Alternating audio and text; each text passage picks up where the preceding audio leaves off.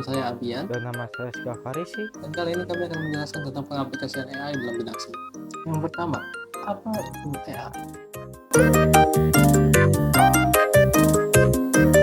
Artificial Intelligence atau biasa dikenal dengan kecerdasan buatan adalah kecerdasan yang ditambahkan kepada suatu sistem yang bisa diatur dalam konteks ilmiah dan bisa disebut juga inteligensi artifisial atau hanya disingkat AI. Didefinisikan sebagai kecerdasan entitas ilmiah. Andreas Kaplan dan Michael Henley mendefinisikan kecerdasan buatan sebagai kemampuan sistem untuk menafsirkan data eksternal dengan benar, untuk belajar dari data tersebut, dan menggunakan pembelajaran tersebut guna mencapai tujuan dan tugas tertentu melalui adaptasi yang fleksibel. Sistem seperti ini umumnya dianggap komputer. Kecerdasan diciptakan dan dimasukkan ke dalam komputer agar dapat melakukan pekerjaan seperti yang dapat dilakukan manusia. Walaupun AI memiliki konotasi fiksi ilmiah yang kuat, AI membentuk cabang yang sangat penting pada ilmu komputer, berhubungan dengan perilaku, pembelajaran, dan adaptasi yang cerdas dalam sebuah mesin.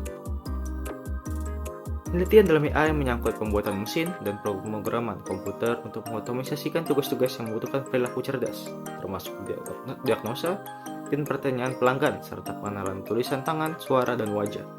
Hal seperti itu telah menjadi disiplin ilmu tersendiri yang memusatkan perhatian pada penyediaan solusi masalah di depan yang nyata. Sistem AI sekarang ini sering digunakan dalam bidang ekonomi, sains, obat, teknik, dan militer. Seperti yang telah dibangun dalam beberapa aplikasi perangkat lunak komputer, rumah, dan video game. Selama tahun 1960-an dan 1970-an, Joel Moses mendemonstrasikan kekuatan pertimbangan simbolis untuk mengintegrasikan masalah di dalam program Maxima, program berbasis pengetahuan yang sukses pertama kali dalam bidang matematika.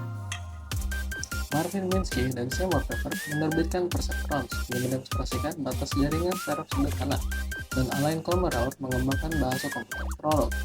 Short Life mendemonstrasikan kekuatan sistem berbasis aturan untuk eksperimentasi pengetahuan dan inferensi dalam diagnosa dan terapi medis yang kadang-kala disebut sebagai sistem pakar pertama. Hans Moravec mengembangkan kendaraan terkendali komputer pertama untuk mengatasi jalan berintang yang khusus secara mandiri.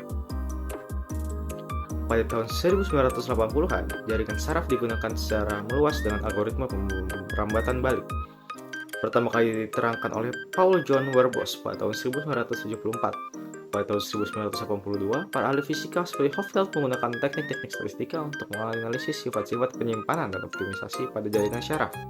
Para ahli psikologi David Rummelholt dan Geoff Hinton melanjutkan penelitian mengenai model jaringan saraf pada memori. Pada tahun 1985, sedikitnya 4 kelompok riset menemukan kembali algoritma pembelajaran propagasi balik. Algoritma ini berhasil diimplementasikan ke dalam ilmu komputer dan psikologi. Tahun 1990-an ditandai perolehan besar dalam berbagai bidang AI dan demonstrasi berbagai macam aplikasi. Lebih khusus Deep Blue, sebuah komputer permainan catur mengalahkan Garry Kasparov dalam sebuah pertandingan 6 game yang terkenal pada tahun 1997. DARPA menyatakan bahwa biaya yang disimpan melalui penerapan metode AI untuk unit penjadwalan dalam perang teruk pertama telah mengganti seluruh investasi dalam pendidikan AI sejak tahun 1950 pada pemerintah AS. Pengaplikasian AI dalam bidang seni. Ketergantungan manusia dengan teknologi AI dari masa ke masa semakin meningkat, terutama di era pandemi di mana manusia memanfaatkan teknologi AI jauh lebih banyak dari sebelumnya. Teknologi AI pun merambah ke dunia seni semakin dalam. Clifford Thompson, Head of Artistic Programming at Art Limited, mengemukakan bahwa seni adalah salah satu alat terbaik untuk memahami apa yang berubah di masyarakat kita, dan AI mengambil peran penting dalam perubahan kehidupan masyarakat. Mulai dari hal kecil hiburan konten di media sosial hingga agenda negara dalam menjalankan pemerintahan, semua memanfaatkan teknologi AI. Sama halnya dengan dunia seni yang memanfaatkan AI dalam satu siklus produksi, distribusi, dan konsumsi. Contohnya, penerapan sistem AI untuk membuat robot yang dapat menghasilkan karya seni. Tujuannya adalah untuk menampilkan kemahiran manusia dalam menyampaikan gagasan di mana inisiatif dalam otak robot tetap berasal dari manusia. Jangan sampai justru penciptaan karya berbasis teknologi seutuhnya untuk menciptakan makhluk baru yang membuat manusia tidak lagi perlu berkarya. Website seperti DALL-E dan Imagen bisa membuat gambar dengan deskripsi yang diberikan oleh pengguna. Untuk yang belum tahu, Mungkin akan bingung dengan apa itu DALL-E. Berikut penjelasan. Have you ever seen a polar bear playing bass? Or a robot painted like a Picasso? Didn't think so. DALL-E 2 is a new AI system from OpenAI that can take simple text descriptions like a koala dunking a basketball and turn them into photorealistic images that have never existed before. DALL-E 2 can also realistically edit and retouch photos. Based on a simple natural language description, it can fill in or replace part of an image with AI-generated imagery that blends seamlessly with the original. It's called inpainting. In January 2021, OpenAI introduced DALL-E, a system that could generate images from text, like this avocado armchair. DALL-E 2 takes the technology even further with higher resolution, greater comprehension, and new capabilities, like inpainting. It can even start with an image as an input and create variations with different angles and styles. DALL-E was created by training a neural network on images and their text descriptions. Through deep learning, it not only understands individual objects, like koala bears and motorcycles, but learns from relationships between objects. And when you ask DALL-E for an image of a koala bear riding a motorcycle, it knows how to create that or anything else with a relationship to another object or action. The DALL-E research has three main outcomes. First, it can help people express themselves visually in ways they may not have been able to before. Second, an AI-generated image can tell us a lot about whether the system understands us or is just repeating what it's been taught. Third, DALL-E helps humans understand how AI systems see and understand our world. This is a critical part of developing AI that's useful and safe. The technology is constantly evolving, and DALL-E 2 has limitations. If it's taught with images that are incorrectly labeled, like a plane labeled car, and a user tries to generate a car, DALL-E may create a plane. It's like talking to a person who learned the wrong word for something. DALL-E can also be limited by gaps in its training. If you type baboon and DALL-E has learned what a baboon is through images and accurate labels, it will generate a lot of great baboons. But if you type howler monkey and it hasn't learned what a howler monkey is, DALL-E will give you its best idea of what it thinks it could be, like a howling monkey. What's exciting about the approach used to train DALL-E is that it can take what it learned from a variety of other labeled images and then apply it to a new image. Given a picture of a monkey, DALL-E can infer what it would look like doing something it's never done before, like paying its taxes while wearing a funny hat. DALL-E is an example of how imaginative humans and clever systems can work together to make new things, amplifying our creative potential.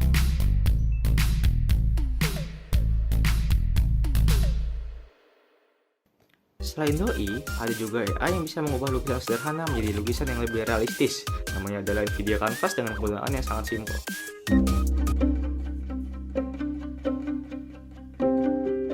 My name is Jama Jorabayev, and I work as a concept artist in the film industry.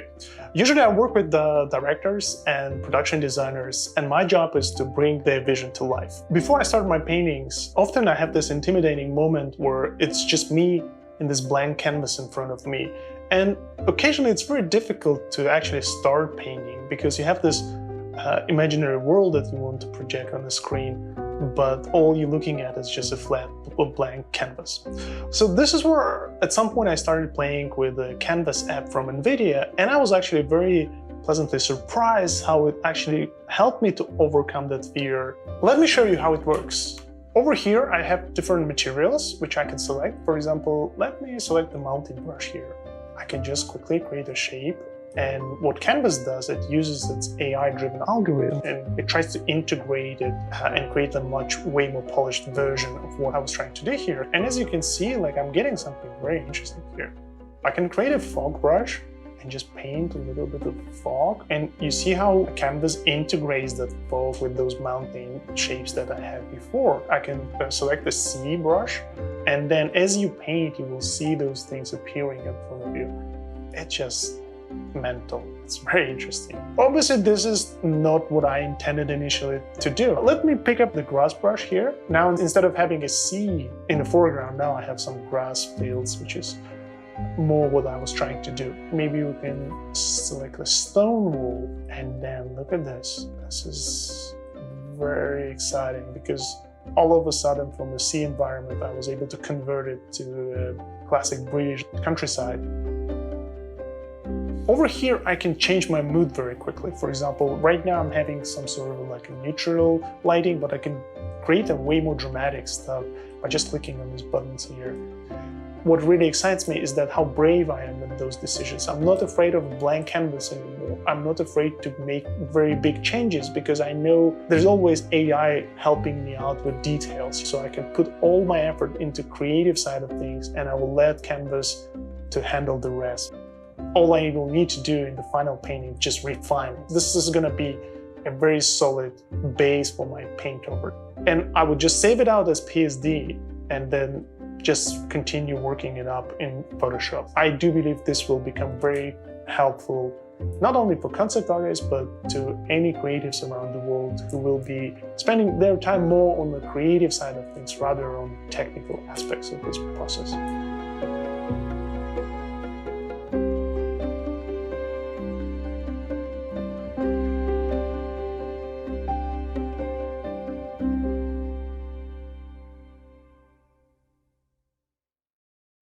Dalam ranah produksi, para penghasil karya memanfaatkan teknologi AI harus mempertanyakan pada diri mereka masing-masing tentang apa tujuan, aplikasi, dan implikasi dari pemanfaatan AI untuk menghasilkan karya.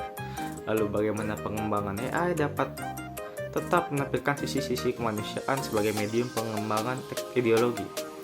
Jangan sampai teknologi AI atau machine learning digunakan untuk hal-hal yang melanggar aturan, main dunia, seni, dan mengurangi sifat kebutuhan manusia. Produksi karya tetap harus mengusung pesan-pesan sosial atau politik dalam balutan estetika yang tidak menyeberangi dunia seni itu sendiri. Untuk membuat seni yang dihasilkan AI, seniman menggunakan AI sebagai alat kreatif dan bekerja dengan algoritma untuk menetapkan aturan khusus yang digunakan mesin untuk menganalisis ribuan gambar untuk memahami proses pembuatan tertentu, seperti gaya atau estetika tertentu. Algoritma kemudian menghasilkan bentuk-bentuk angka dan pola baru untuk menghasilkan karya baru. Selain mesin, seniman AI juga berkolaborasi dengan pembuat kode kreatif, ahli statistik, ilmuwan komputer, dan ahli syaraf untuk membangun mesin yang mendorong batas kreativitas manusia.